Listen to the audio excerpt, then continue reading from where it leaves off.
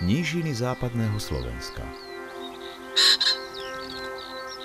Toto je krajina, v ktorej žije jeden z najvzácnejších živočíchov Slovenska, sokol rároch. Na začiatku 90. rokov 20. storočia, keď západoslovenská populácia ešte hniezdila v lesoch Malých Karpát, jej hrozilo úplné vyhynutie. Dôvodom bolo vykrádanie. Zlodeji vyplienili každé hniezdo. Nedalo sa to inak riešiť. Strážili sme hniezda 24 hodín denne. Pôsobením človeka sa však výrazne začali meniť prírodné podmienky.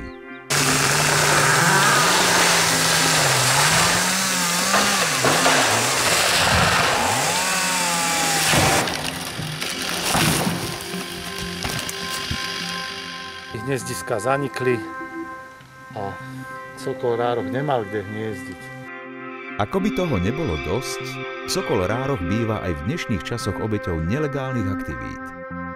Máme viacero snímkov, na ktorých vidno zásah z brokovnice.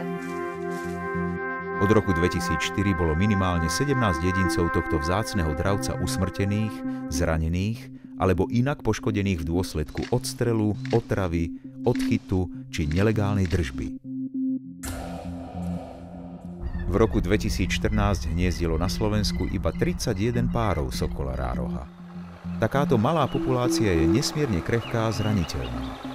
Nesprávna aplikácia chemických látok, nepriaznivé počasie či zákerný čin môžu mať fatálny vplyv na celý druh a spôsobiť dokonca aj jeho úplné vymiznutie z našej prírody.